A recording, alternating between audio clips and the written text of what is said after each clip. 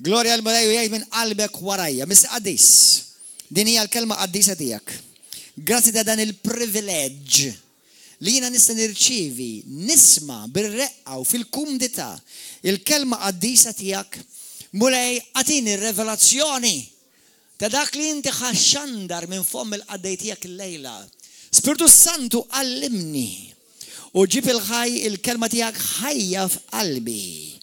Mulej qaddis ħanirċievi u niddikjara li għattu għad iktar ma jerġa' nkun l-istess iktar għal glorja tiegħek missier f'isem l-ola isem ta' Ġesu Kristu. Halleluja. Amen. Glorja l-mulej. Morru fil-ktieb. Yes, amen. Number 1, qabel ma nibda l-messaġġ ħanamel daqsxejn ta' intro malajr. Jekk intom ma smajtux il-messaġġi fuq il-grazzja li jiena ppretkajt daw l-aħħar xarej, please għamellilek nifsek pjaċir u mur ismagħhom, speċjalment tas-Sibt u tal-Ħadd. Morru ismagħhom din bil-Malti u din bil-Ingliż. L-aħħar messaġġ lil mulej tani li bdejna bih prattikament is-sena ġdida u din is-sena hija bbażata ta' fuq il-vers li din is-sena hija bbażata fuq. Għaw xi ħadd jaf x'illi hu l-vers li ħan nibbażaw is-sena din is-sena ġdida fuq. Għaw xi ħadd jaf?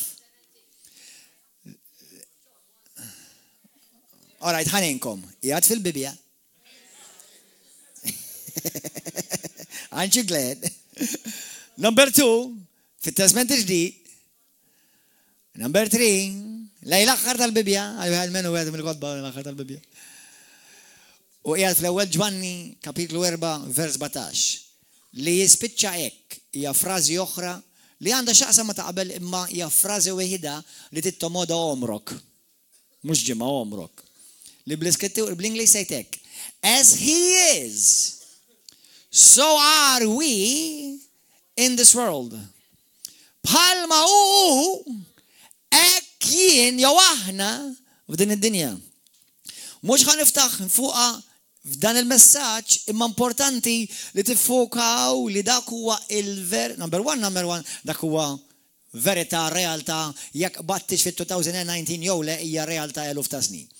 Imma parti minn hekk hija ir-realtà ta' dan iż-żmien li l-mulej ġabna fih. Dħalna fih. Dan huwa żmien qedtilkom din hija sena l-ewwel kelma li jiena ħasej fl-ispirtu tiegħi u smajt għaddej oħra tal-mulej li qalu simili. Però il-kelma li ħasejt jien fl-ispirtu tiegħi hija more, the year of more. The year of more. Jekk intom ma rajtux il-messaġġ ta' nhar l-erba' li għaddew, morru warawh. The year of more. Oħrajn qalu the year of the overflow. Overflow means more. Amen. Però xi kultant ħanilkom xi ħaġa sigritta jdu lil ħadd. Xi kultant nibża, mhux nibża ġifieri nitwerwer ta' ġifieri nkun cautious li meta tant qed nipritkaw messaġġi sbieħ bħal daw għax il-messaġġi tal-grazzja huma sbieħ, ħafna sbieħ. Li ma ninsewx realtà oħra. Issa jiena nemmen u konvintissimu li mingħajr il-grazzja ma tista' tagħmel xejn. Xejn. Kwalinkwa li tista' tipprova xi ħaġa tipprova tagħmel, apparti il-grazzja taħadba tagħmelha f'ġismek, fil-ġisem tiegħek, fin-natural tiegħek u inti Alla ma jaċċettajx u mhix approvata minn Alla x'kollox huwa fil-grazzja tal-Alla għax irid jibda minn Alla u jispiċċa f'Alla u jrid ikun magħmul minn Alla. Amen. Imma hemm xi ħaġa, hemm realtà li għalkemm naħseb ħafna Kristjani jafu bija, naħseb ninsewwa ta' spiss li ħanitkellem fuq għallum. Ħasaqsikom mistoqsija biex blajna Alla wassalkom fejri demmen il-mulej jridna wassalna llum. Number 1, kulħadd jgħid minn qalbek, jgħidlu Spiritu Santu, kellimni, għatini revelazzjoni. Iftaħ li moħħi. Wessali il-kapaċità li nirċievi minn għandek. Amen? Li gu jiena ngħid l-statement li huwa skritturali u ħadd ma jista' jmerih, tista' ma temnux ma tistax tmerih. Li aħna salvati bil-grazzja, amen? Amen? Dak kollu li mulej għamel, Efesin kapitlu 2 vers 8 u 9, aħna salvati bil-grazzja u mhux bl-opri tiegħek, mhux bil-flus, mhux għax inti tkun reliġjuża, laqqas jekk għax tiġi l-fellowship, għalkemm għandek tiġi l-fellowship. Ma mhux dak li jsalvak, is-salvatur wieħed biss ma jismux Gordon John Manche, ma jismux il-pastor, ma jismux l-apostlu, ma jismux il-patri, ma jismux il-papa, salvatur wieħed biss jismu Ġesu Kristu. Mela huwa bil-fors li tisalvak. La salvazzjoni hemm waħda, salvatur hemm waħda, triq waħda u għadejqa, mela bil-fors minnu tittaddi Ġesu Kristu. Amen. Imma mbagħad allura jiena ħansaqsikom mistoqsija qabel aħsbu sew. Ġesu vera salvak jew le? Okay. Ġesu vera fejqek jew le? Ġesu vera ħelsek jew le? Ġesu vera ħafillek dnubietek jew le? Mela ħanerġa' nagħmilkom mistoqsija oħra. Mela once la vera Ġesu salvana għaliex ħafna mhumiex salvati. La vera Ġesu fejjaqna għaliex ħafna huma morda. La vera Ġesu ħelesna għaliex ħafna għadhom maħkuma. La vera Ġesu tana dak kollu li għandna bżonn għaliex ħafna għadhom jgħixu fl-iskarsezza. Għaliex? Għax hemm żewġ realtajiet. Hemm il-punt, hemm il-lat ta' Alla, mill-punto di vista ta' Alla, u hemm il-lat tal-bniedem. Kull ma jagħmel Alla moħħu għaw li ħanejlek issa. Mill-salvazzjoni l-qoddim, ġifieri s-salvazzjoni Alla ma ħallix fidejk, għal-fejqan ma ħallix fidejk, għal-ħelsin ma ħallix fidejk, għamilha huwa għalik. Imma biex issa inti taraf ħajtek, trid tikkoopera miegħu. Għattabdu għaddi din importanti jaħweta. Jekk aħna qed ngħixu fil-ħajja fil-grazzja tal-Alla, grazzi Ġesu, u qed ngħixu fil-żmien fejn Alla verament madwar id-dinja qed qajjem ġganti fi Kristu bħalma tiqumu ġo River of Love. Alleluja, hawnhekk fuq il-pulptu ma nsemmix mhux qed nippunta għalija, imma hawnhekk fuq il-pulptu ġo din il-Knisja, apparti li jippritkaw ġganti fuq dan il-pulptu, jiġu ġganti ġo din il-pulptu. U jekk għadek ma tarax li jekk il-ġgan li jekk innifsek il-ġgant għax għadek m'intix qed tara l-mer tajjeb. Tara titħares lejn il-mera propja biex tara jekk innifsek il-ġgant. Din hija l-mera li tgħidlek ġgant fi Kristu. Mirror, mirror on the wall, who is the greatest one of all? You are in Christ.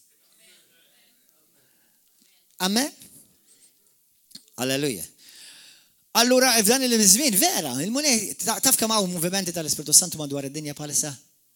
Taf kemm hawn nies qed isalvaw, taf u mhux ftit ta' mhux ta' avalangi ta' kbar qed nitkellem, ta' ħafna taf movimenti tal-Ispiritu Santu. U River of Love huwa għad minnhom. Amen? U River of Love mhux il-kolonni u d-dawlu l-bandieri, River of Love huwa int. Imma inti trid tikkoopera ma' dak li Alla jgħid, u ma trid tikkoopera ma' dak li Alla jagħmel, u Alla jrid jagħmel, u Alla kemm irid jagħmel, kemm għedna kemm tgħidilna l-Bibja li Alla jrid jagħmel? Kemm? Kemm hawn nitkellmu? Kemm? Dak li xedna l-erba' li għaddew u l-ġimgħa qabel, xedna kemm x'irid jagħmel Alla? Kulħadd jgħidha warajja x'nesa, ħafna iktar milli taħseb. Ħafna iktar milli trid. Amen? Mhux hekk tgħid il-Bibja? Rajna Ġeremija kapitlu 33 vers 3. Jiena norik affarijiet kbar. Ħafna iktar milli taħseb. Efesin kapitlu 2 vers 23, kapitlu 3 vers 20. Alla tażina Ġesu Kristu li bil-qawwa li taħdem fina. Kapaċi u jrid jagħmel bil-bosta aktar. Minn dak li titlob u tista' taħseb aktar. We serve the God of more. Amen? Aktar. Ġesu qal jiena ġej biex nagħtikom il-ħajja u bil-kemm tgħaddu. Mela Ġesu ġi biex jagħtina ħafna aktar. Amen? Bil-nażaw, anke jekk ma taqblux, ekku. Halleluja. Dik hija l-verità tal-Alla. U jiena u inti li rridu nagħmlu hija nolew le. Mhux nolew għax bil-Malti ma tgħidx bitola. You rise up to that truth. You have to rise up to that truth. You have to rise up to that reality. Because it's the truth whether you see it or not, but it doesn't mean that it's a reality to you. Hija l-verità jekk tarajix jew ma tarajix, xorta jaqpa l-verità, ma mbagħad issir realtà jekk inti tara int. Inti ma tistax tgħix fuq ir-revelazzjoni tiegħek, tgħix fuq ir-revelazzjoni tiegħek. Qed tifhmuha aħwa? Għattilkom il-Kristjaneżmu huwa revelazzjoni, kollox fil-Kristjaneżmu huwa bbażat fuq revelazzjoni, li ovvjament tibda minn relazzjoni, però anke dik ir-relazzjoni ma tistax teqpa' fuq informazzjoni, dik ir-revelazzjoni tibda x'inti kellek revelazzjoni. Amen, ir-revelazzjoni ta' minnu Ġesu Kristu. Halleluja. U ħankompli nitkellem propju fuq dak li bdejt fuq ftit ġimgħat ilu, skużawni, fuq il-grazzja ta' Alla. Issa, il-grazzja ta' Alla titbiddel? Il-grazzja ta' Alla titbiddel? Ma jistax, għax l-Iskrittura tgħidilna li l-grazzja ta' Alla huwa Kristu nnifsu. Ġwanni kapitlu 1 vers 14, meta rajna lilu rajna l-grazzja ta' Alla, għax minnu ħadna milja fuq milja minnu. Mill-milja tiegħu imtlejna aħna. Amen. Mela inti ma tistax tissepara l-Ġesu Kristu, tissepara l-grazzja x'wans li rajt il-Kristu rajt il-grazzja. U għans li doqt il-Kristu l-grazzja, u għans li doqt il-Kristu għat idduq il-grazzja. Amen. Mela jekk jiena u inti qed ngħixu fi żmien fejn Alla qed jagħmel iktar u qed jagħmel u jifawwar u jimla u din is-sena hija għalina the year of more as he is so am I in this world bħalma hu. Ek kienu kol diġà fuq din id-dinja. Innotaw, mhux ħan nippritka fuq ma ħnejt dan l-ispont biss. Mhux jiena ħankun jien u. Ma jgħidlekx il-Bibja I am going to be like him one day. It says you are already like him, but you need to see it that. Intri tara di biex inti tgħixha. Amen? Halleluja. Issa, ħamorru malajr fil-ħsib tagħna lejn il-ġnien ta' Eden. Edna li l-grazzja, meta nistudjaw il-grazzja, meta nħarsu lejn il-grazzja x'naraw? Naraw il-ġnien ta' Eden, naraw il-qawwa tal-Alla, naraw l-abbundanza tal-Alla, naraw il-favur tal-Alla, Alla jiffavorixxi, ma kien hemm xejn jifred bejn Alla u l-bniedem. Naraw li dawn huma ippreferuti minn Alla, narawhom jgħixu fil-ħajja ta' Alla. Meta inti tgħid Ġesu ġab il-grazzja, Ġesu huwa l-grazzja, Ġesu ġie biex jirritornana lura, u rridu nitkellmu ħafna fuq għadi, li ħad tkun tema ħafna f'din is-sena, Ġesu ġie biex joħodna lura biex jirristawra dak kollu li tlifna. Amen? Ġesu ma ġiex biex kollok reliġjon qalbi ta'. U laqqas biex inti tgħid I'm saved, I'm a sinner saved by grace. Dik titterradika mill-mentalità Kristjana, New Testament mentality tiegħek. Għax aħna Ġesu ġie biex jiena u inti nerġgħu lura għal dik ir-realtà li l-bniedem tilef f'Eden. Qed tifhmu aħwa? Issa hemm xi ħaġa li jiena u inti rridu nitgħallmu nimxu fiha. Għax aħna fil-dan il-ġisem għadna maħniex Eden. Naf li hemm Garden of Eden Malta, imma it's not it. Amen. Fl-ispirtu, jiena u inti, il-battalja tiegħi u tiegħek ħafna drabi tkun fil-ġisem. Però Alla wkoll tana mezzi li huma prinċipji tas-saltna kif dan il-ġisem ma jkunx ta' telfien imma jikkoopera mal-grazzja tal-Alla. Qed taqblu għadi? Dan il-ġisem huwa t-telfin tiegħek, dan il-ġisem huwa dak li jtelfek, dak li jfixklek kuljum. Qed taqbad? Mela, meta aħna ngħidu il-Kristu ġie biex iġib Kristjaneżmu sopranaturali huwa sopra. Fil-ġenna m'hemmx sopranaturali, fil-ġenna hemm is-sopra. In-naturali qiegħu. Battandi? Meta aħna ngħidu sopranaturali biss għalina mhux għal Alla. Fil-ġenna m'hemm sopranaturali, fil-ġenna hemm biss sopra. Is-sopranaturali biss hawn għax aħna naturali u Alla tana grazzja biex ngħixu l-ħajja sopra nan-natural. Sewwa, mela aħna għandna in-natural u Alla tana s-sopra, flimkien iridu jaħdmu flimkien biex ngħixu fis-sopranaturali. Amen qed tifhmu issa? Allura bħalma tafu intom tafu li l-tellef li huwa taxkil huwa in-natural. Dak li huwa li jiblokkak huwa natural. Però Alla tana mezzi biex inti bin-natural tiegħek tikkoopera biex is-sopra jaħdem man-natural tiegħek biex inti timxi fil-grazzja u fil-milja u fuq dak li huwa ħafna aktar. Biex inti taraħ il-ħafna aktar. Amen aħwa? Ħamorru fi ktib ta' Joel malajr. Morru fi ktib ta' Joel kapitlu 1. Joel huwa ktib sabiħ ħaqrawh għax għandu ħafna x'jaqsam ma l-aħħar ta' żminijiet li aħna ngħixu fihom. Issa, għalija Ġesu jista' jiġi 1000 sena oħra. U xorta nkunu qed ngħixu fl-aħħar ta' żminijiet. Għax kull ma tkun sena oħra ġurnata oħra l-Alla. Amen. Imma, amen. Fil-ktib ta' Joel li anka Pietru jikwota minnu fl-Atti tal-Apostli, sewwa, għax ma tiftakar meta niżel l-Ispiritu Santu, hemm ħafna affarijiet li huma fit-Testament il-Qadim, jew nkella miktuba fit-Testament il-Qadim, imma huma għan-nies tat-Testament il-Ġdid. Hemm affarijiet fit-Testament il-Qadim li huma mhumiex għan-nies tat-Testament il-Ġdid għax huma biss għall-Lut. Bħal ma tilkom id-darba l-oħra peress li hawn xi wħud minnkom li forsi ma smajtuhiex ħanejda. Il-Bibja hija kollha l-kelma talla, ma mhux il-Bibja kollha hija għalik. Battadi? Il-Bibja hija kollha l-kelma talla minn Ġenesis l-Apokalisse, ma mhux il-kelma il-Bibja kollha hija għalija ma affarijiet li huma biss għall-Lut, li huma taħt il-liġi. Hemm affarijiet biss għall-pagani għad-dinja li m'iniex bid-dinja. U hemm affarijiet li huma għall-Knisja.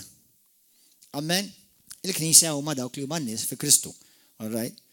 Issa, skont il-ktib ta' Joel, marru hemmhekk, ħanibdew minn kapitlu 1, vers 14. Hemm xi ħaġa li Alla lilna tagħna li huwa prinċipju tas-saltna imma jista' jopera biss fuq din l-art. Din hija xi ħaġa interessanti. Hemm aħna ċittadini tas-saltna, kulħadd jgħid jiena ċittadin tas-saltna talla. Imma hemm xi ħaġa f'din is-saltna li ma tistax topera fil-ġenna, tittopera biss fil-art. Kontu tafu biha din inta?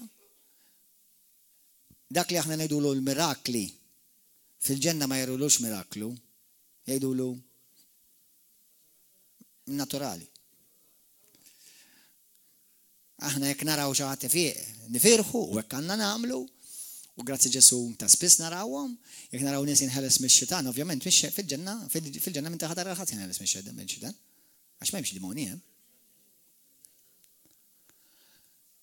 Tifhmu? Mela imma hemm xi ħaġa li hija parti mis-saltna li imma biss tista' topera fuq is-saltna talla fuq l-art, mhux fuq fil-ġenna, għax inti tinsiex għandek is-saltna talla fis-sema u għandek is-saltna talla fuq l-art. Kristu xrid li tiġi saltnatu kif fis-sema hekk ukoll isir fuq l-art. Amen? Issa, waħda minn dawk il-prinċipji, mhux metodi, prinċipji. Mhux sistemi, prinċipji. Hija s-sawm. Hello. Is-sawm. U llum kelli rivelazzjoni li bis-serjetà qatt ma kelli bħala, fi-sens mhux ma kelli bħala, qatt ma rajta qabel ħanidu hekk. Għaliex is-sawm hu daqshekk importanti għan-nies tas-saltna talla? Għaliex? Tidgħidulkom xi ħaġa li ġietni f'moħħi? Ma nafx hekk qatt smajtuha qabel. Biex waqgħu Adam u Eva? Billi kielu. Issa mhux qed ngħidilkom jekk tieklu ħadd tagħmel dnub tajjin, mhux qed ngħidlek hekk. Qed ngħidlek li hemm xi ħaġa li Adam u Eva qalulu, Alla qalhom di rridkom teżerċitaw kontroll fuqha. U waqgħatilhom thank you. U waqgħatilhom żaqhom.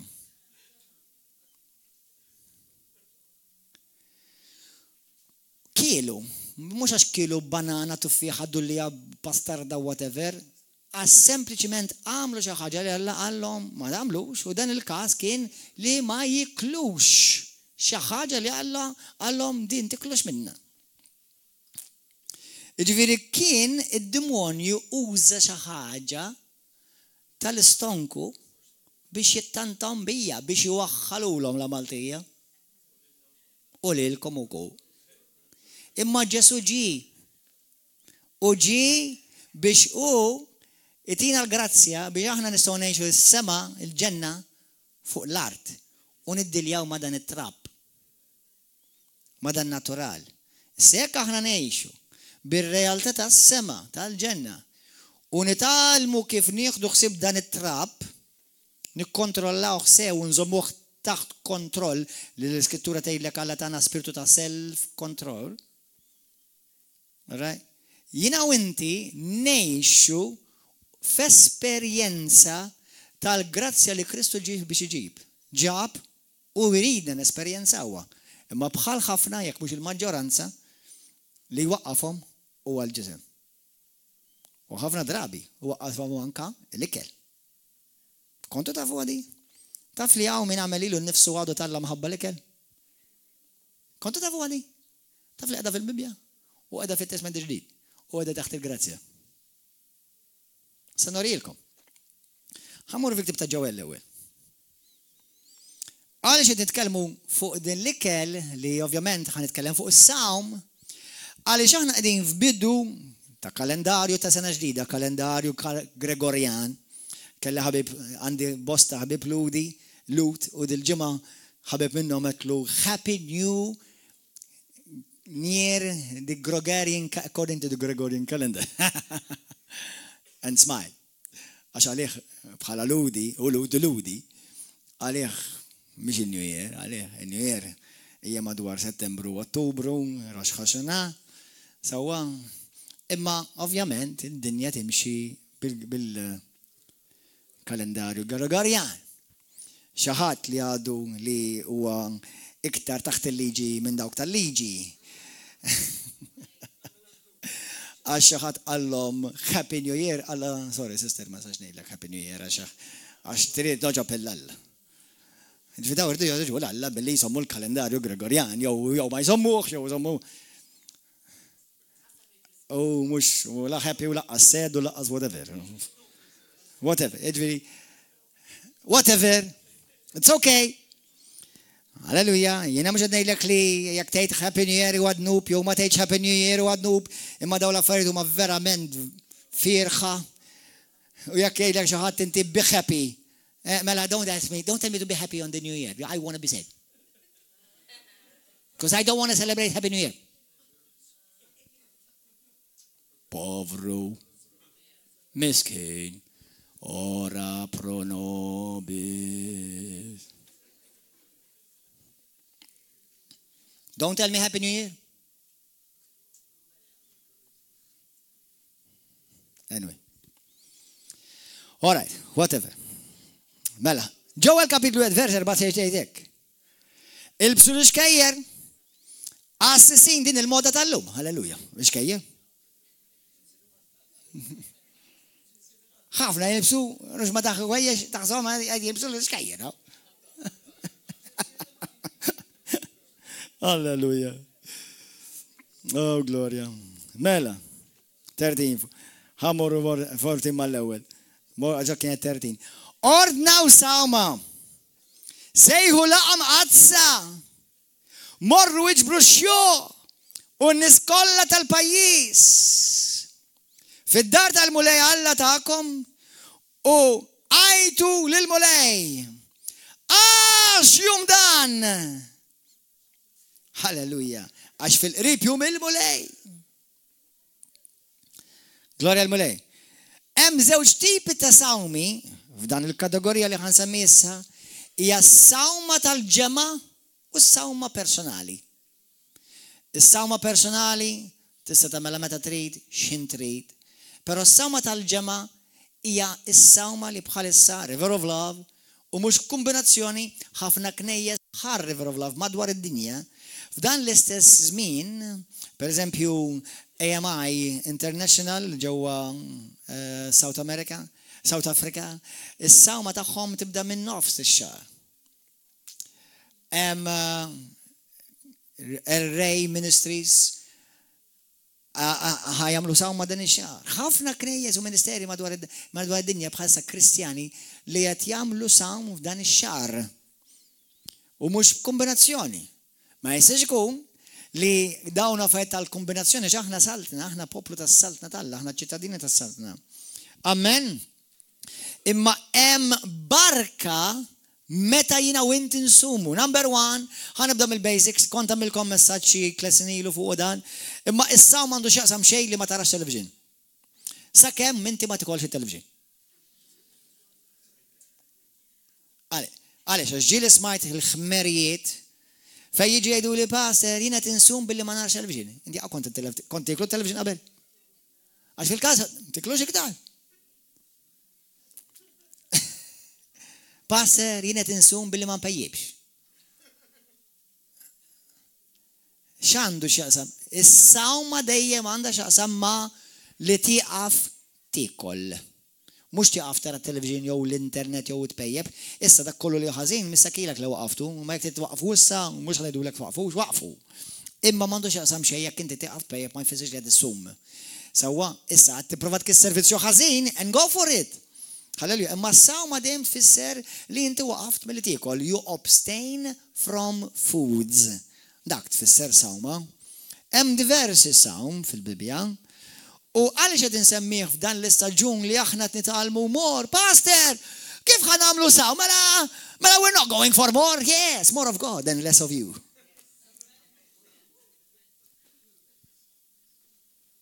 Kapix? Il-messaġġ ta' qabel kien Alla għandu iktar għalik. Il-messaġġ ta' lum Alla jrid iktar minnek. Qed tifhmu? Of course we are going for more. How much can you handle? Tiftakar xettilkom, meta darba kont l-Amerika, kont qed insuq qed nitkellem mal-mulej, bħal ma nagħmel ta' spiss, jekk ma jkellmekx wis probabbli qed ikellem il dak il-ħin. Imma kont qed insuq qedlu mulej, qedlu I want more of you. Għalli I want more of you too. Anka jien irrid iktar minnek. Għalli u jien irrid iktar minnek, ħalli nstreċjak, kellimna fuqha ftit ilu. Ħalli jien nkun nista' noqgħod fik għax ovvja u ikbar minni. Hello. Ikbar minnek. Allura peress li huwa ħafna kbir, irid l-ispazju. Amen. U waħda mill-affarijiet li s-sawm tagħmellek hija tgħinek tiżvojtja minnek innifsek. Għax waħda mill-affarijiet li l-Bibja tgħidlek li s-sawm jgħin lill-poplu tal-Alla jagħmel huwa li jumilja lilu nnifsu. Il-fatt li inti s-sawm ħafna drabi taqra ħafna passaġġi fil-Bibja fejn jgħidlek they humble themselves li jumiljaw ruħhom billi samu by fasting.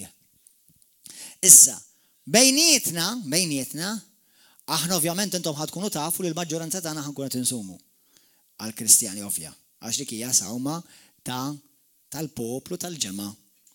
Meta jiena tinsum waħdi, m'għandix għalfejn noqgħod niġi ngħidilkom isma' ġest biex tkunu tafu jiena tinsum ta'.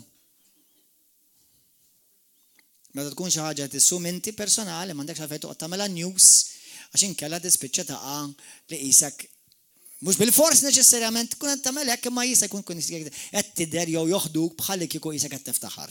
Sewwa, allura jekk inti Alla lilek l-Ispiritu Santu jmexxik biex tagħmel sawma individwali, go for it. Anzi, illum ħanaraw passaġġ li l-Ispiritu tal-Alla ħajorikom xi ħaġa li qatt ma rajtu qabel. Xednilkom ftit jimilu. Kemm hawn minnkom intom tridu tkissru il-mold.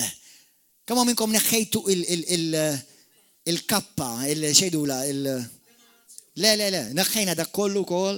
Kien hemm għax ħadna ħasla kbira, nsejda kemm neħħejna affarijiet, kien neħħejna aktar. Il-lid, il-latu.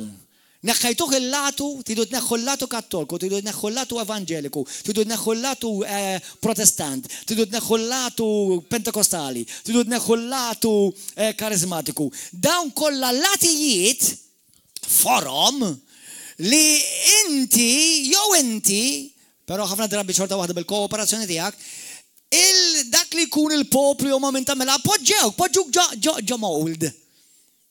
U ovvjament inti konxjament jew subkonxjament inti taġixxi skont il-mold. Issa aħna suppost poplu tal-Ispiritu Santu, l-Ispiritu Santu x'mold għandu? M'għandux mold. M'għandux forma l-Ispiritu Santu, għax l-Ispiritu Santu huwa the Spirit of God and the Spirit of more. Amen, m'għandux mold, m'għandux frontieri. Fis-sens fejn tista' tgħid bese wasalt, m'hemmx iktar. Amen, eżatt, għax huwa etern, bla bidu, bla tmiem. Allura meta jiena u inti qed nimxu bl-Ispirtu Santu, u ovvjament bħala gwida prinċipali, bażika, fundamentali hija l-kelma tal-Alla l-Bibja, allura jiena u inti ma nistgħux noqogħdu f'mowd, l-unika mowd li nippermettilek tista' toqgħod fiha tissejjaħ Kristu. Fi Kristu. Mhux f'reliġjon, u anke l-kelma knisja xi kultant iddejjaqni. Għax meta tgħidulhom knisja, ċertu nistgħu xejdulek kliem waħda. Tiġa poġġuk f'mowd oħra. Issa naf li ċertu minna jidentifikaw ma ċertu denominazzjoni. U hemm affarijiet tajbin f'denominazzjonijiet, mela le hemm affarijiet tajbin, hemm affarijiet tajbin f'kull denominazzjoni. Imma tirrealizzaw li God is much more than that. Irrendhom irrealizzajtu li Alla huwa ħafna ikbar. Ħafna ikbar mill-evangelikalizmu, mill-pentekostalizmu, u mill-protestantizmu, u mill-ortodossizmu, u mill-kattoliċizmu. Alla huwa ħafna ikbar. Amen. Halleluja. Jina River of Love mhux il-post fejn iltaqgħu, River of Love huwa l-poplu. Il-poplu li aħna nidentifikaw bħala familja River of Love, nidentifikaw ma' Kristu u nidentifikaw li aħna il-familja immedjata fi Kristu. Ma aħna na familja oħra li hija madwar id-dinja kollha fi Kristu. Amen. Halleluja. Morru fil-ktieb ta' Ġowel kapitlu 2, vers 12. Qed taqblu xi ħaġa saħwa. Thank you, Lord. Thank you, Father.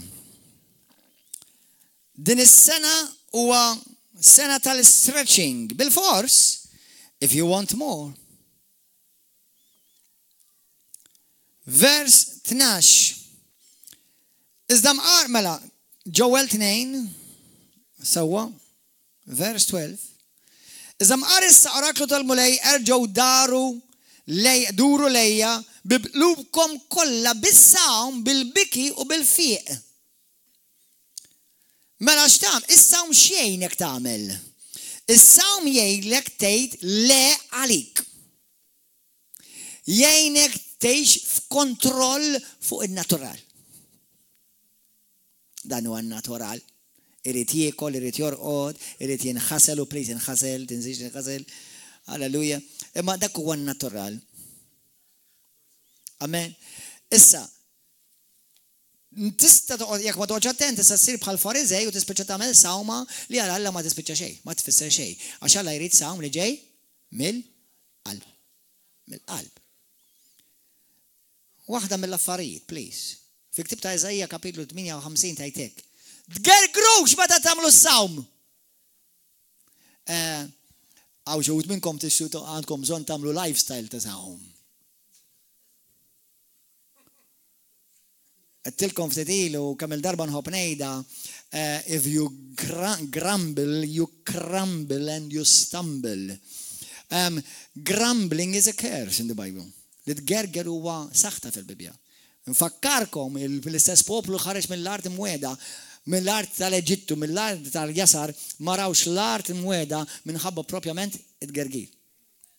L-iskrittura tgħidlek letteralment.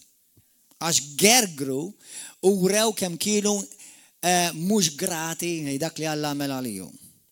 Dak huwa messaġġ jitkellem ftit qabel tistgħu tara fuq l-internet. Li tgħix ħajja ta' grazzja jekk tikber fil-grazzja. Irringrazzja biex tikber fil-grazzja. Amen? Anyway, ma rridx nerġa' nippretka dak. Mela, tittamel is-sawm meta insumu mill-qalb. Speċjalment meta qed insumu bħala ġemma. Ftakar, ħanerġa' nfakkarkom, we are in the year of more.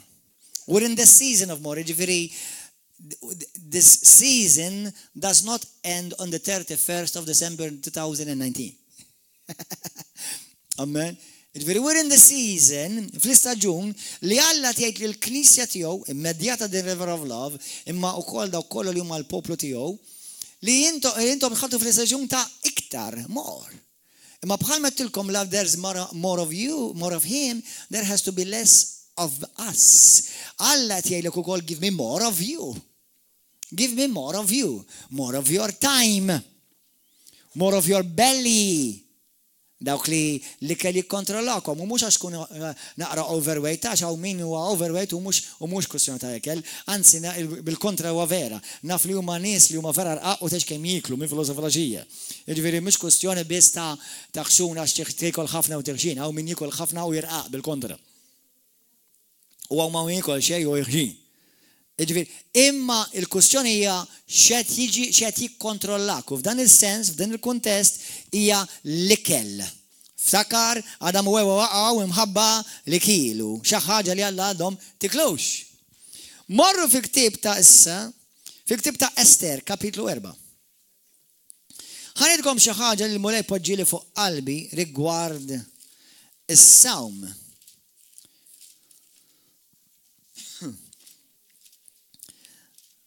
Fil-ktib ta' Ester kapitlu 4, vers 5, u anka fil-ktib ta' u vers 15 u 17, jistaw taqrawa, għanzi ħanħalikom taqrawa wahida, pratikament ġara.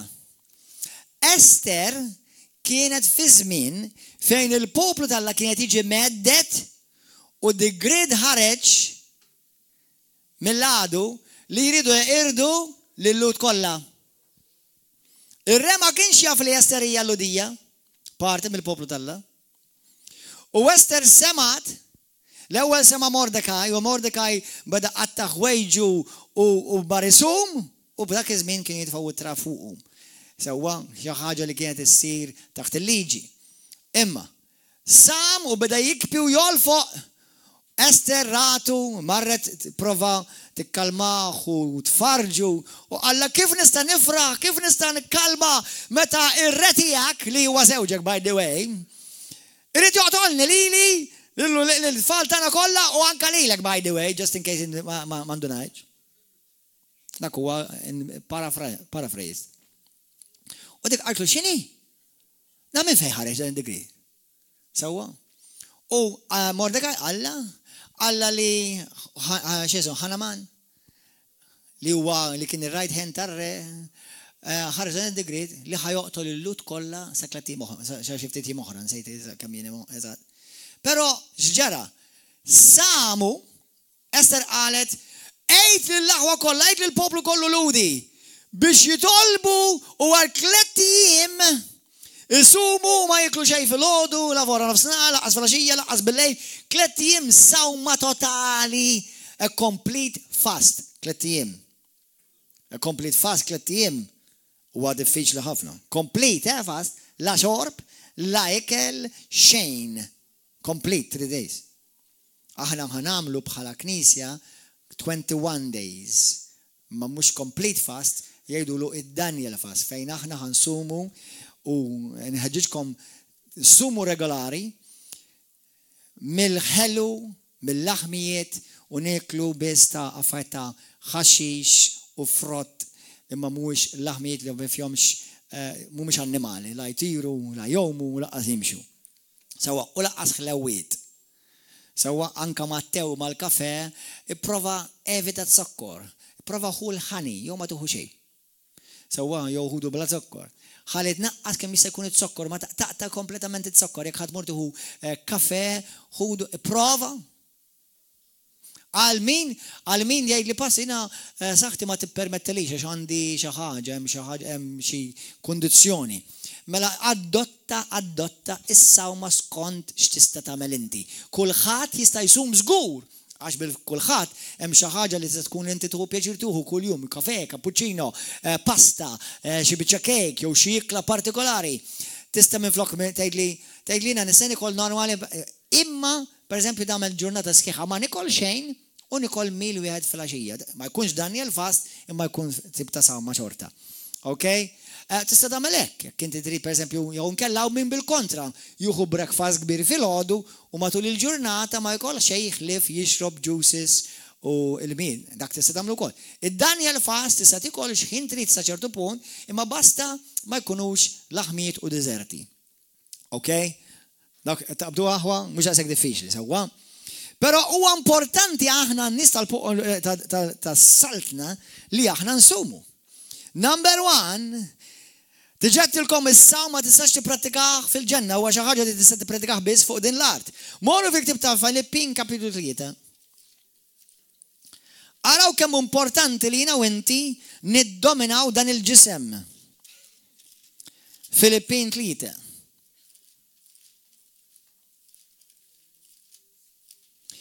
Ħasaqsikom mistoqsija li nippretendi ħajd li kulħadd yes, amen, brother. Però l-biċċa xogħol hija din mhux it's not what you wish, but it's what you really, really want. Tridu li Malta kollha ddur lejn Kristu. Tgħid l-impossibbli fin-natural, imma jekk iżid is-sopra man-natural isir possibbli. Jekk just in case intom forsi tgħidu li kemm tara kbir pastor li lek għax inti tara żgħir, imma ħanidilkom għaliex ukoll nara hekk. Apparti li din ġrat fil-Bibja, sewwa ġrat fi żminna, tafu li fi żminna hawn pajjiżi rħula madwar id-dinja li inkluż bil-Prim Ministru u l-President ta' dak il-pajjiż iduru lejn Kristu. Tafu di? Tafu? Fuq il-YouTube kollha sibuhom daw aħna. Però tgħidilkom x'kien il-prezz ta' dik il-Kristjani jitolbu u jsumu. Il-Kristjani jitolbu u jsumu.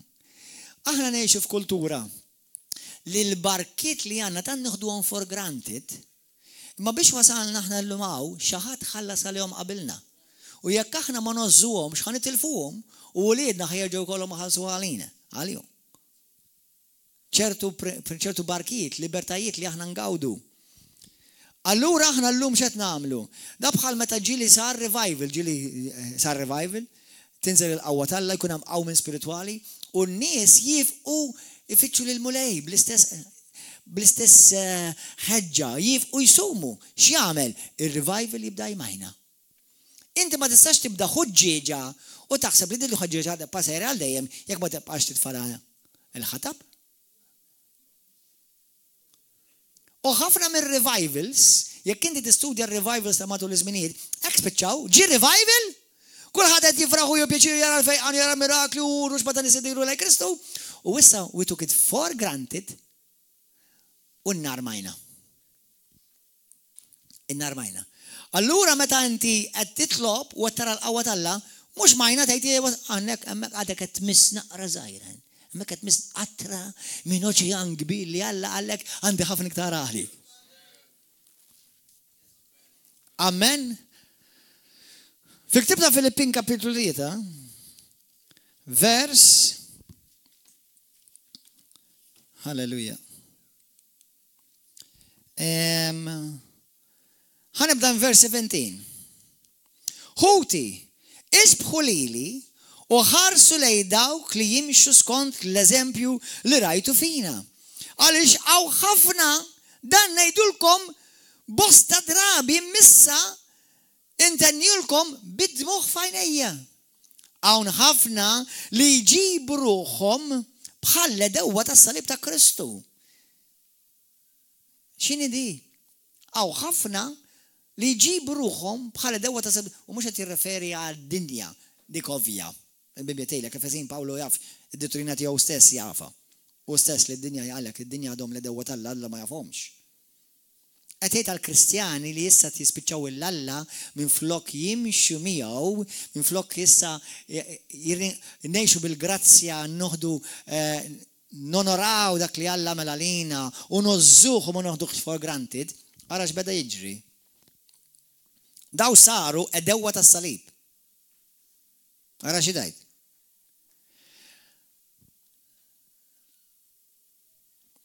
Għaw ħafna li jġibu ruħhom bħala dewwa tas-salib ta' Kristu. It-telfien għad ikun tmimhom. Alla tagħhom jismu Budda.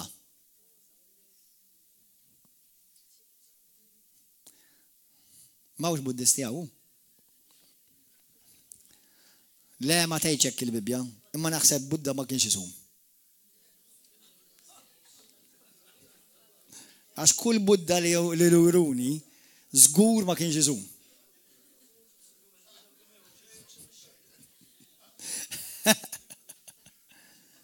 Mhux vera jew. Anyway, apparti minn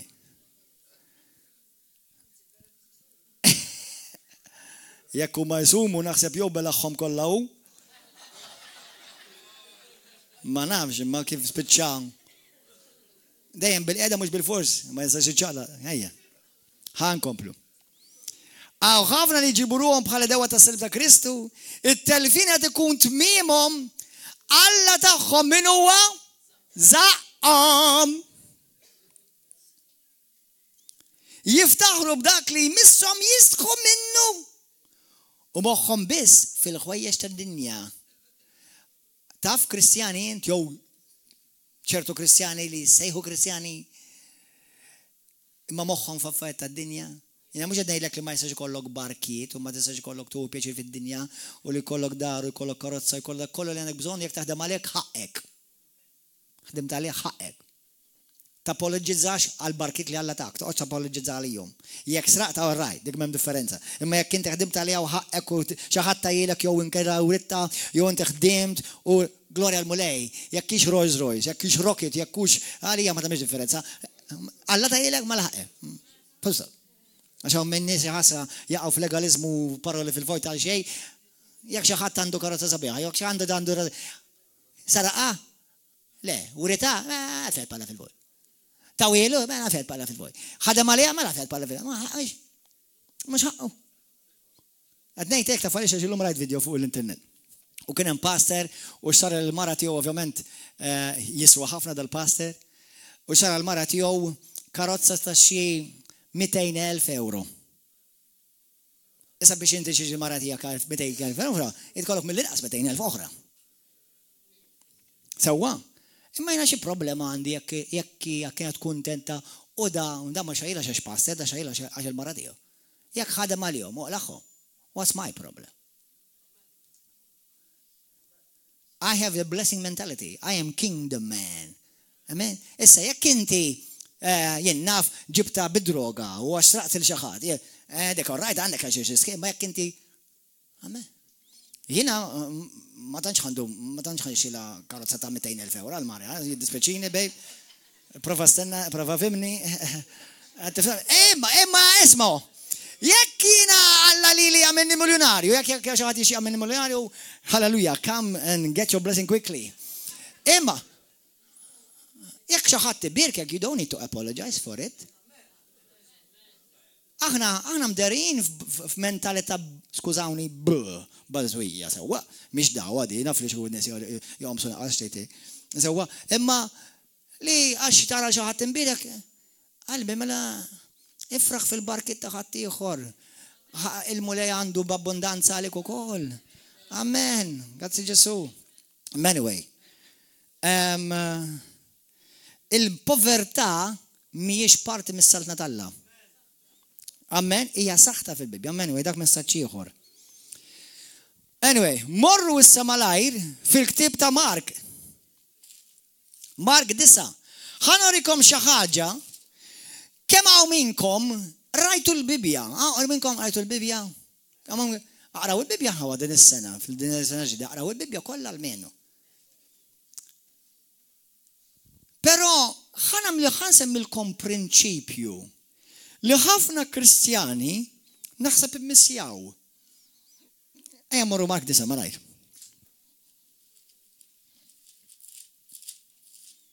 Mark kapitlu 9. Għaliex huwa powerful, għaliex huwa importanti li jinaw insumu, inti insumu. Aħna tallimna fuq il-grazzja, waħda mill-affarijiet li tallimna fuq il-grazzja skont it-tieni Korintin kapitlu 12 hija li l-grazzja hija il-qawwa tal-Alla, l-qawwa sopranaturali tal-Alla. Issa simgħuni, taf li kull Kristjan għandu l-grazzja tal-Alla. Imma għaliex ħafna ma jgħixux fil-qawwa tal-Alla? Għaliex? Għax nerġa' nfakkarkom hemm il-punt di vista tal-Alla, il-lat tal-Alla u l-lat tal-bniedem. Issa llum jiena qed nitkellem magħkom fuq kif inti tattiva, you activate il-qawwa tal-Alla. Number one, inti xaħat qed jgħid bil-fidi, 100%. Fis-sadda ma tagħmel xejn bid-dubju, kollox bil-fidi tagħmel. Inkluż is-sawm. Is-sawm bis-sawm jiena u inti nattivaw il-qawwa tal-Alla f'ħajti. Is-sawm li jippożizzjonani biex nimxi, mhux biex nirċievi, biex nimxi għax jiena tiġġerġivejta, ma biex nimxi fil-favur tal-Alla, biex nimxi fil-qawwa tal-Alla. Is-sawm ma jbiddilx lil-Alla, is-sawm ibiddel lilek. Amen? Il-demonju, taf li il-demonju jaf il-qawwa tas-sawm aħwa. Tafu għadi? Taf li inti fil-ktib tal-Atti tal-Apostli, jekk tmur tal-Atti tal-Apostli kapitlu 15, minn 15 sa xi 19, il-Lut għamlu konfoffa ftemu bejnietom biex jisumu biex joqtlu lil Pawlu. Taf li għaw fid-dinja nies li jisumu biex jipprovaw jagħmlu lek id-deni lilek għax jafu li hemm qawwa fis-sawm. Imma ħafna Kristjani li jgħixu fil-grazzja, le sa pastor għana fil-grazzja, ma nibżon ninsumu. Ara Ġesu ma kienx jaf dik l-epitomija tal-grazzja xanka u sam.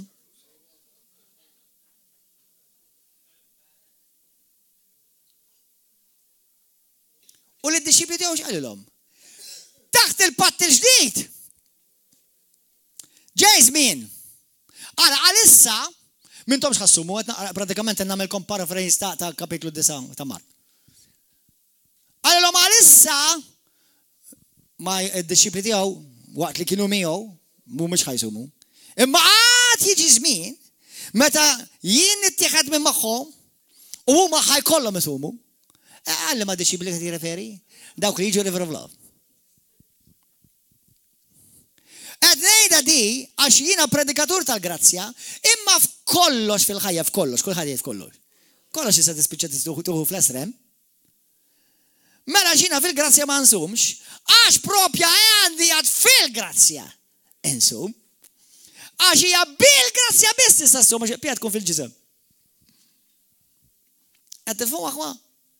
Bil-grazzja xina bil-grazzja nsum. Fil-ktib ta' Mark, halleluja, kapitlu 9. Kapitlu 9. Gloria lilek mulej.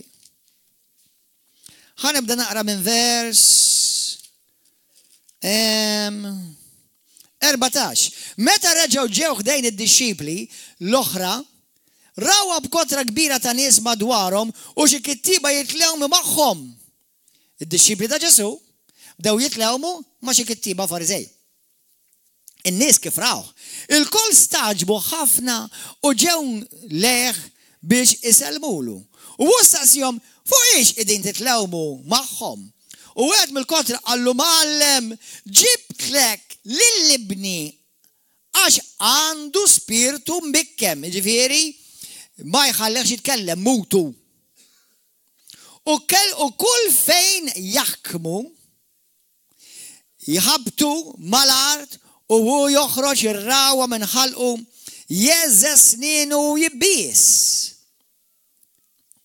Qed lid-disċipli tiegħek biex ikeċċuh minnu u ma kellhomx ħila. Ja nies bla fidi għalilhom Ġesu. Tifqu xemm aħwa meta taqraw il-Bibja tifqu xemm ta'. Qed ngħidu ta' għaliex għax riċenti smajt xi nies aħwa eżis ta' ġifieri. Għallu li passer dakka max ma kellhomx fidi ta' ma keċċewx. Ejja naqraw il-kuntest kollu fil-ħsieb u għajna nażaminaw sew. Għaliex għalhekk qed ngħidlek jiena. Il-fidi kienet biss parti mill-equation tar-riżultat għaliex ma rawx il-qawwa tal-la topera permezz tagħhom, kien hemm hija parti biss. Number 1, fis-saltna kulħadd jgħidha, fis-saltna, kull ma tagħmel tittamlu bil-fidi. U inti biex taġġab bil-Alla bil-forsi tgħix bil-fidi. Li kitaf taf xi tgħidlek il-Bibja, sew jekk tiekol u sew jekk ma tiekolx xi tagħmilha biex bil-fidi. Ħankomplu. Mela, u kull fejn jaħkmu ħabtu mal-art u joħroġ ir-rawa minn ħalqu. Jeżes sninu u jibbies. Għax id-disċipli tiegħek id-disċipli tiegħek biex ikeċċuh imma huma ma keċċuh ma kellhomx ħila. Janis bla fidi. Issa hawnhekk aħna qed noħduha for granted li qed jgħid lid-disċipli. Ġili ħattuha for granted li qed jgħid id-disċipli? Imma inti żgur li qed jgħid id-disċipli hawn? Jista' jkun qed jgħid lin-nies li qed jarawh. Jista' jgħid lin-nies li huma tal-liġi, il-Farizej u l-kittieba. Issa, qalilhom Ġesu, kemm se ndum magħkom? Kemm se ndum nissapportikom? Ġibuhuli qudiemu lil dan li kien maħkum mid-demonju. U resquhuli qudiemu l-ispirtu malli lemaħ lil Ġesu beda jħabtu lawn u lem birra fħalqu. Xi kemm ilu jagħtih hekk, staqsa Ġesu lil missieru. Min xkunitu qallu u sikwit ġi li tefgħu fin-nar u fl-ilma biex jeqirdu. Imma int jekk tista' tagħmel xi ħaġa, ejna u ħenna lina. Jekk nista' qallu Ġesu. Kollox jista' kollox jista' jkun għal min jemmen. Missier it-tifel minnu fih beda jgħajjat u jgħidlu jiena nemmen. Ma min iżgur ta' aħjar tgħinni. Min iżgur jekk nemmenx. Jiena nemmen imma għejni fil-fidi niqsa tiegħi. Ġesu meta ra l-kotra tiżdied, edded bil-aħrax dak l-ispirtu ħażin u qallu, ja spirtu imbikkem u trux, jiena nordnalek oħroġ minnu u la terġax tidħol fih. U qatt iżjed. U fil-waqt li qabad jixer u jħabtu ħafna ħareġ minnu u t-tifel inxteħet bħal għal-mejjet. Ekk l-kotra ta' nies bdiet tajt miet, qatlu, qedtilkom tmorru xem.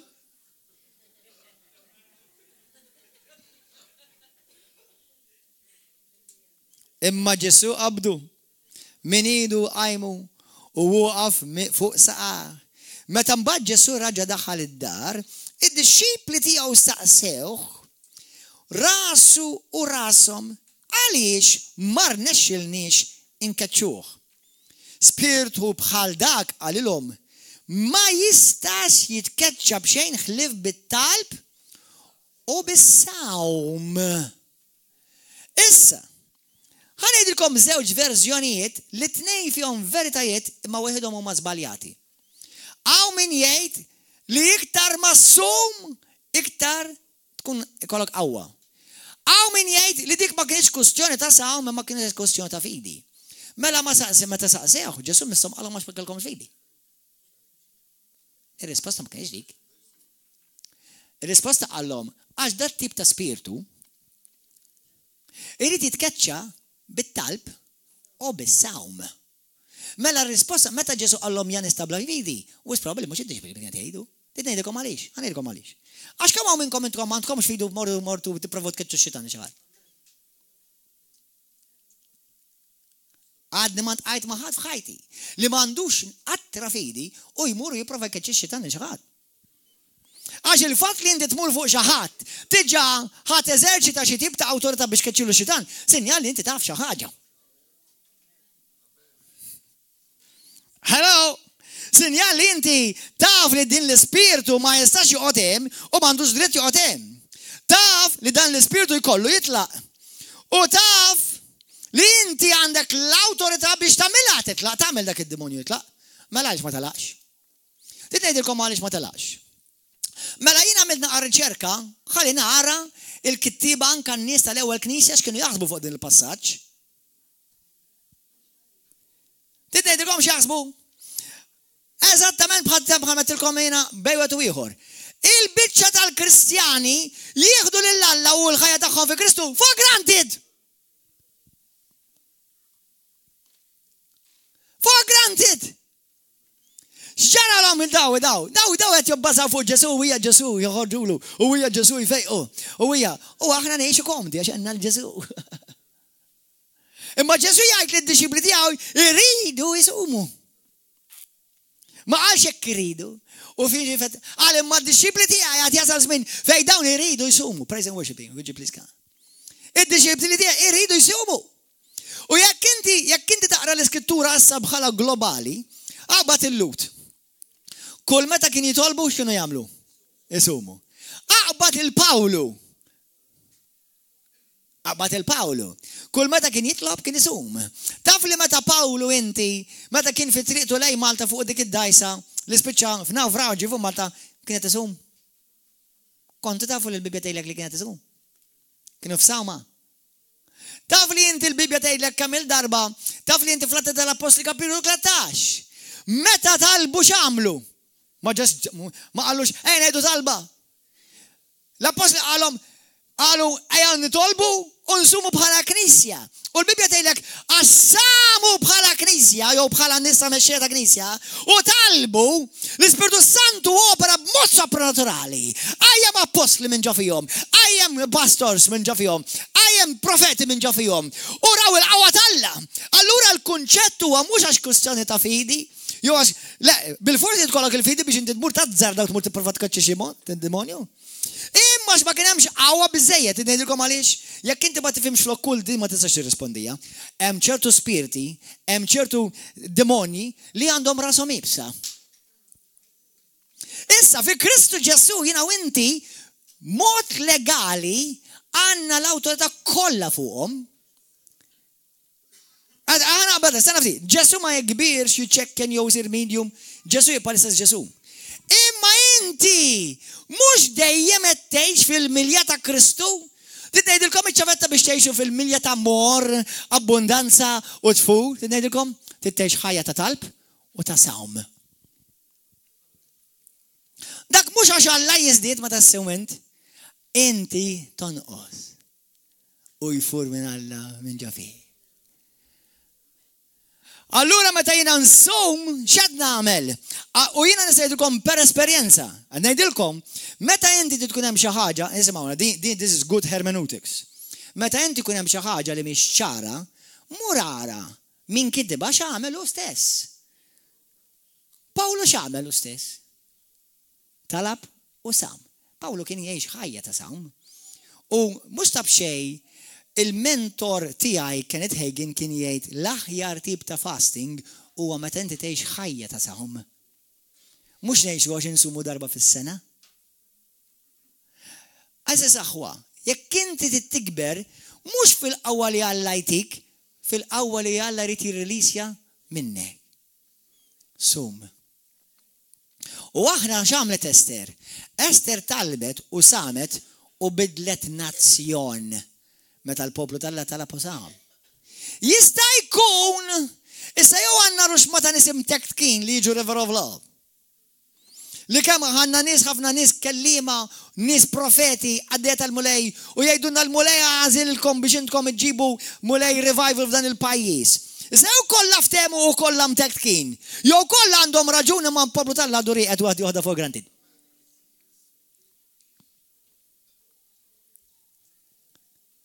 Kapix għawan? U bħal disċipli għanna l-Ġesu. Aħna ta' Ġesu. Imma tiġiġi daj l-insum ta' ħelej li ta' għas kammi diffiċli. Qalbi tiegħi, il-fat li inti s-sum tiġa tkun għattu miljali l-ek nifsek.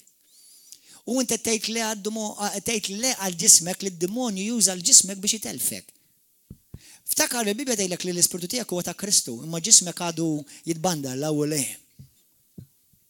daqqa jaqdel il-Kristu, ġilinu tajtu ġismek daqqa jaqdel il-Kristu, għaxu kultant jaqdel il-demonju. Meta inti xi kristjani jizbalja kontra tiegħek, dak mhux għax ikun kattiv jew ħadar ta', dak għax f'mument minnhom ġismu taħħil il-mulej u f'mument lura ġaħdulu lura u ħanaqden għal id-demonju bħal miskinax. Qed tifhmu? Allura il-bandla hija l-ġisem. Allora meta jiena u inti nsum, ħanida bl-Ingliżi, we are breaking hold of the world on us and grabbing hold of the power of God for us. Għaxa, inti ma saċ jtara, ħani manipola l-Alla billi nitlob iktar u nissaw maktar. Alla tiġa għallek għandek kollox. Kristu ġa għallek jina tajtek kollox, ġa għallek għandek għawa kolla fismi. Allura li ħafna kristjani mux għat jesperjenza għadi, għax jiexu kristjanizmu ta' for grantedness. Amen? Aħna intom għaziltu li tamlu differenza aħwa? Għaziltu li tamlu differenza? Le, għaziltu li tkunu differenza. Tkunu intom differenza. Jina u inti differenza. Mela less of me and more of him. U f'dawn il-jiem li ħansumu madwar anka knejes oħra u nisalla u movimenti tal-mulej li għandu madwar id-dinja li ħajsumu, aħna nkun qed niġġojnjaw miljuni ta' Kristjani because God has not said it's over yet. Hallelujah, it's not over yet. Amen. Hallelujah. Alla tbaqalu l-pjan u l-pjan tiegħu għadu jrid iseħħu jsir. Diġà sar ħafna, imma hemm ħafna iktar il-mulej jgħidlek I have more. Don't be satisfied yet. I have more. Amen. Tista' ssum bħala l-familja tiegħek. Tista' ssum individwalment. Tista' ssum mal-home group tiegħek. Amen. Glorja lil mulej. Fit-testament il-qadim u fit-testament il-ġdid. Naraw kif Alla dejjem il-poplu tiegħu mexxih meta jmexxihom fit-talb anke jsumu. Għalek ma tistax għabba skrittura waħda tgħidlu le talb. Is-sawm huwa importanti. Għaxina u inti, għana tkellem għalija. Gordon John Manche, irrit jesperjenza di more, I want more. Issa, dina u koll naf li mhix kussjoni ta' lekk irriċitini more jew le, imma kussjoni tiegħi jekk kienx ħanaqbad dak li Alla għandu kollu għalija. U parti minna ħatkun li nansum. Mhux biss dawn il-21 bħala kongregazzjoni ġurnata imma li nagħmel ħajja regolari ta' sawm. Amen aħwa. Ejja nbaxxu rasna. Grazzi Ġesu.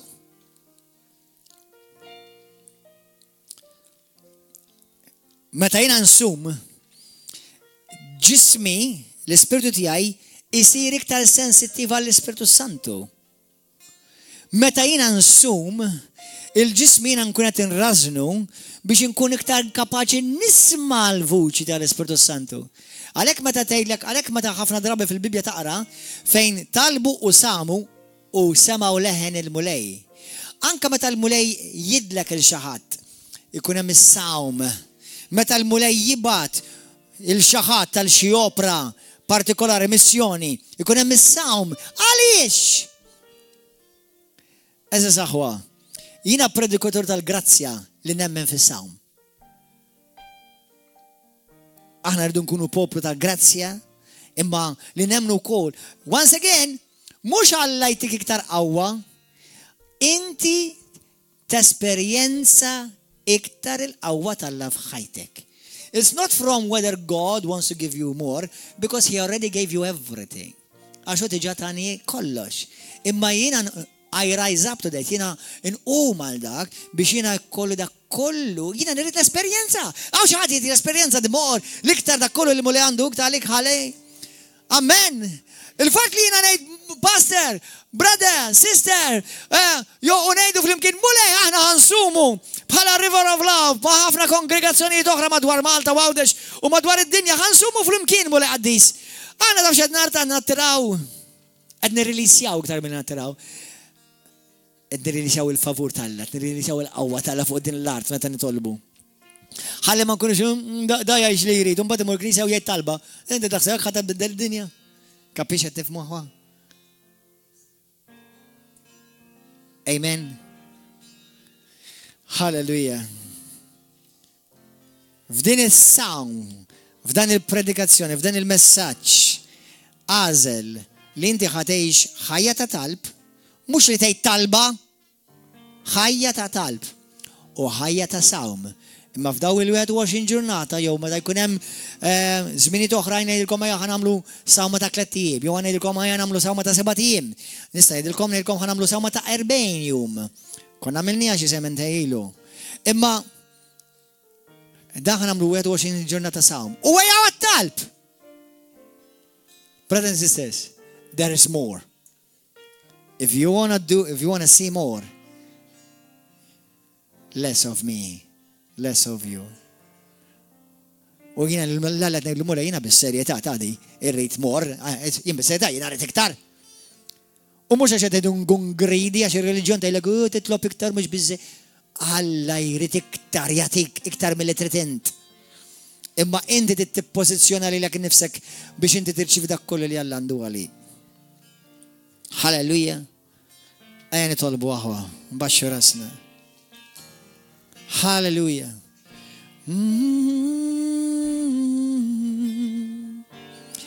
Gloria لك مولى قديس. Thank you Jesus. أو شغلت الليلة يلي باسينا ناتي حياتي للكريستو. الأول ضربة في الحياة تياك تيلي باسينا نديدك حياتي للمولاي.